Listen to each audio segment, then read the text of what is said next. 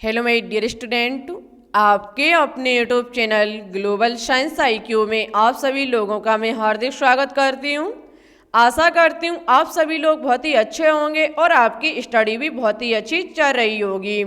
तो मैं दीक्षा यादव आज आपके लिए केमिस्ट्री की वीडियो नंबर 27 लेकर के आई है, जिसमें आज हम आपको रासायनिक सहयोग के नियम के बारे में जानकारी देंगे, जिसके अंतर्गत आज हम आपको द्रव्यमान संरक्षण का नियम और स्थिर अनुपात का नियम पढ़ाने वाले हैं। ये दोनों ही नियम BSc nursing, CP net exam, BHU, GSBM, paramedical exam 2021 के लिए मोस्ट इम्पॉर्टेंट है।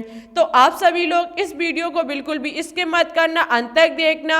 और यदि आपको मेरी वीडियो पसंद आए तो प्लीज इसे लाइक एंड दोस्तों के साथ शेयर जरूर करें। और यदि आपको इन सभी वीडियो की PDF भी चाहिए तो आप टेलीग्राम चैनल को ज्वाइन कर सकते हैं, जिसका नाम है ग्लोबल साइंस IQ, जिसकी लिंक आपको नीचे डिस्क्रिप्शन में मिल जाएगी। तो फिर टाइम ना वेस्ट करते हुए चलते टॉपिक की तरफ। टॉपिक को स्टार्ट करने से पहले जो हमने आपको वीडियो नंबर 26 में एक क्वेश्चन होमवर्क में दिया था, उसका आंसर बता देते हैं। क्वेश्चन में हमने आपको कुछ एलिमेंट दिए थे और उनकी वैलेंसी आपको ज्ञात करनी थी। हमने 4 एलिमेंट दिए थे, 4 तत्व दिए थे। आर्गन था, कार्बन था, फास्फोरस था और क्लोरीन था। आपको इन चारों की वैलेंसी ज्ञात करनी थी। वैलेंसी की बात की जाए तो आर्गन की 0 होगी, कार्बन की 4 होगी, फास्फोरस की 3 होगी और क्लोरीन की 1 निकल के आएगी। आपको एक कूट के माध्यम से बताना था कि इनमें से कौन सा कूट राइट होगा। तो देखो, इस क्वेश्चन का जो ऑप्शन नंबर C था वो राइट होगा, 3142। ठीक है, ये जो कूट है वो सही होगा। इस क्वेश्चन का आंसर अर्जुन वर्मा, मान्या शशान, आलोक कुमार, जोगिंदर सिंह, इन 4 बच्चों ने बिल्कुल सही दिया। Thank you. आप ऐसे ही कोशिश करते रहिए, आपका सिलेक्शन जरूर हो जाएगा। तो फिर बात करते हैं आज के टॉपिक पर। लिखा हुआ है रासायनिक सहयोग के नियम। रासायनिक अभिक्रियाओं के होने के संदर्भ में कुछ सामान्य नियम प्रतिपादित किए गए। इन नियम को रासायनिक सहयोग के नियम कहा गया। देखो, रासायनिक अभिक्रियाओं के होने के संदर्भ में कहने का मतलब है कि किस रासायनिक अभिक्रिया में क्या अपकारक है, क्या उत्पाद है, हम कितने मोल अपकारक को लेते हैं तो हमें कितना मोल उत्पाद के रूप में प्राप्त होते। इन सभी चीजों के बारे में कुछ नियम प्रतिपादित किए गए, जिन्हें कहा गया रासायनिक सहयोग के नियम। हम आपको मुख्यतः 4 नियम पढ़ाएंगे। आज हम आपको 2 नियम कराएंगे। इसकी नेक्स्ट वाली वीडियो में आपको 2 नियम मिलेंगे। उनके लिए आप बिल्कुल रेडी रहना, जो होंगे गुणित अनुपात का नियम और गैलूस्के का नियम। आज हम आपको द्रव्यमान संरक्षण का नियम और स्थिर अनुपात का जो नियम है उसके बारे में जानकारी देने। तो फिर बात करते हैं फर्स्ट पर, जिसका नाम है द्रव्यमान संरक्षण का नियम। मोस्ट इंपॉर्टेंट है, यहीं से नियम की शुरुआत होती है, यहीं से अभिक्रियाओं के होने के संदर्भ में पता लगाया जाता है। तो देखो, इस नियम का जो प्रतिपादन है वो रूसी वैज्ञानिक ने सन 1774 ईस्वी में किया था, जिनका नाम है लेवोसिये। लेवोसिये नामक वैज्ञानिक जो कि रूसी के हैं, इन्होंने सन 1774 ईस्वी में द्रव्यमान संरक्षण का जो नियम था वो प्रतिपादित किया गया है। इनके नियमानुसार कहा जाता है कि द्रव्य को ना तो उत्पन्न किया जा सकता और ना ही नष्ट किया जा सकता है। मोस्ट इंपॉर्टेंट पॉइंट है, आज ही कॉपी में नोट डाउन कर लेना कि इस नियमानुसार द्रव्य को ना तो उत्पन्न किया जा सकता है और ना ही नष्ट किया जा सकता है। इस पॉइंट पर जाने से पहले मोटे तौर पर कुछ चीजों को सीख लीजिए। जैसे कि हम सबसे सरल चीज उठाते हैं NH3, जो कि है आपकी अमोनिया। यदि अमोनिया की बात की जाए तो इसका जो निर्माण है वो N2+H2 से मिलकर के होता है। जब N2+H2 को मिला दिया जाता है तब NH3 का निर्माण होता है। जब नाइट्रोजन और हाइड्रोजन को मिला दिया जाता है तब निर्माण किसका होता है? अमोनिया का। ठीक है, अब बात की जाए कि इसमें अवकारक कौन है और उत्पाद क्या। मेरा मेन इरादा है आपको अवकारक और उत्पाद के बारे में बताना, क्योंकि आगे चलकर अभी आएगा अवकारक और उत्पाद के बारे में। तो देखो, जो किसी भी किसी भी रासायनिक अभिक्रिया में जो तत्व या फिर यौगिक भाग लेता है उसे कहा जाता है अवकारक, और उन अवकारकों की संयोग से जो हमें प्राप्त होता है उसे कहा जाता है उत्पाद। मोटे तौर पर याद रखो कि जो किसी भी रासायनिक अभिक्रिया में जो भाग लेंगे वो हमारे अवकारक होंगे और उनसे जो प्राप्त होगा वो हमारे उत्पाद होंगे। नाइट्रोजन हाइड्रोजन गैस की बात की जाए तो दोनों हमारे अवकारक हैं, जबकि जो हमें प्राप्त अमोनिया हुई ये हमारी उत्पाद है। ठीक है, इतनी चीज आप माइंड में फिट रखना। जबकि लेवोसियर का नियम कहता है कि द्रव्य को ना तो उत्पन्न किया जा सकता और ना ही नष्ट किया जा सकता है।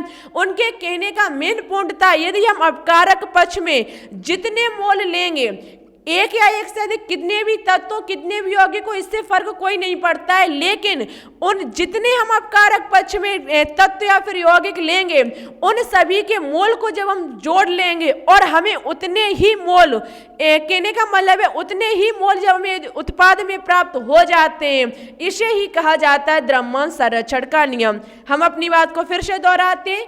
लेवोसियर का कहने का मतलब है कि द्रव्य को ना तो उत्पन्न किया जा सकता और ना ही नष्ट किया जा सकता है। उनके कहने का मतलब है कि किसी भी अपकारक पक्ष में जितने मोल तत्व या फिर यौगिक के होंगे उतने ही मोल मुझे प्राप्त उत्पाद में हो जाएंगे, जिससे पता चलता है कि द्रव्य को ना तो उत्पन्न किया जा सकता है और ना ही नष्ट किया जा सकता है। ठीक है, देखते हैं नेक्स्ट पॉइंट को।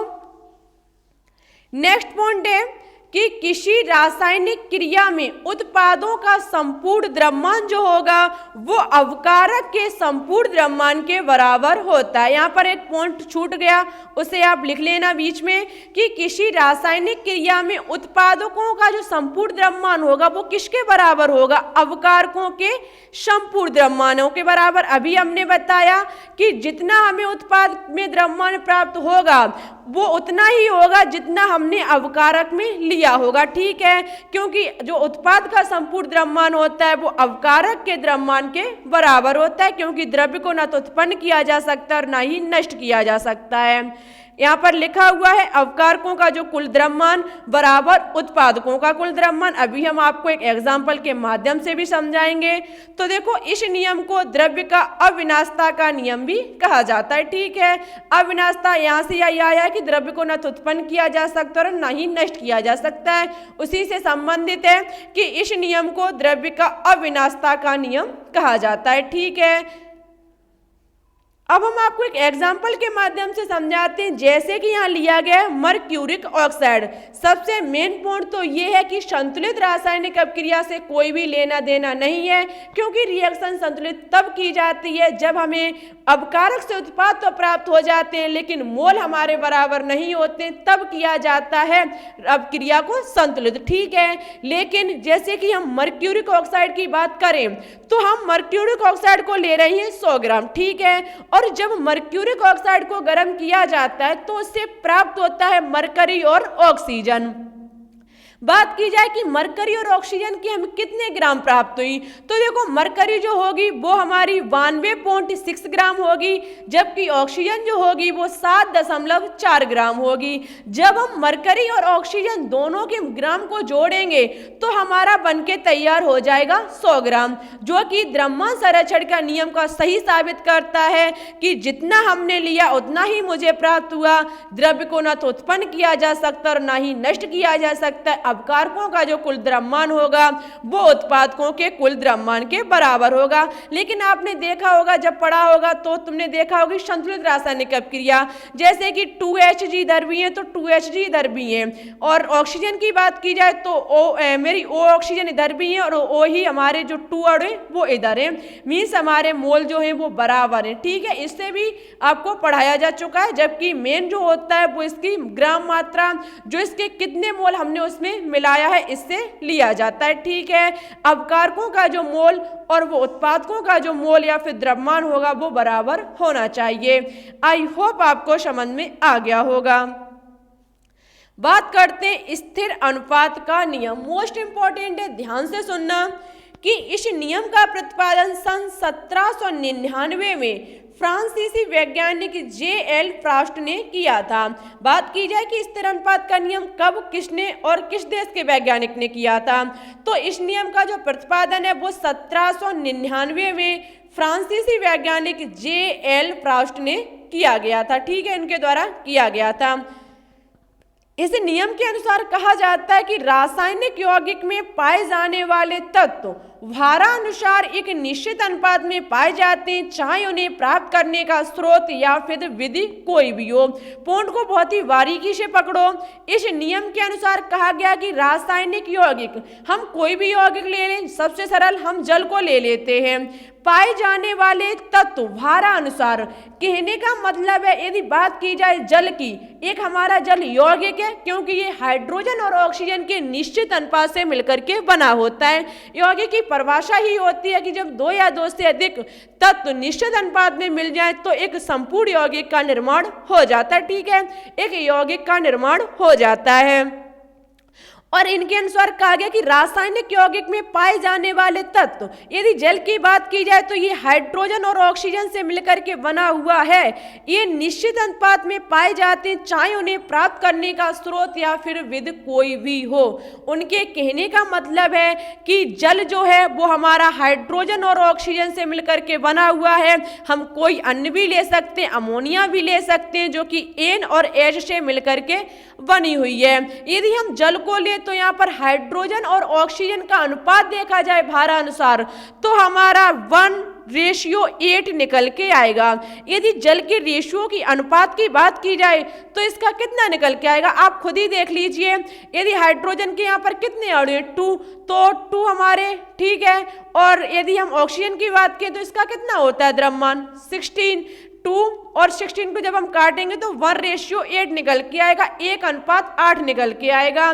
तो जल को हम प्राप्त करने की विधि कोई भी हो, चाहे हम नाले से प्राप्त करें, चाहे कुएं से प्राप्त करें, चाहे हम फ्रांस से ले आए, चाहे हम इंडिया से, चाहे इंग्लैंड से, कहीं भी से ले आए, लेकिन जल यदि होगा तो वो हाइड्रोजन और ऑक्सीजन के निश्चित अनुपात से मिलकर के बना होगा, जिसका रेशियो 1:8 होगा। ठीक है, जल को प्राप्त करने की विधि या स्रोत कोई भी हो, लेकिन किसी भी यौगिक, यदि किसी रासायनिक यौगिक की बात की जाए तो उसमें जो तत्व होंगे, जैसे कि नाइट्रोजन और NH3 नाइट्रोजन और हाइड्रोजन से मिलकर के बनी होती है, इसके अनुपात की बात की जाए तो इसके दोनों का जो अनुपात होगा वो निश्चित होगा।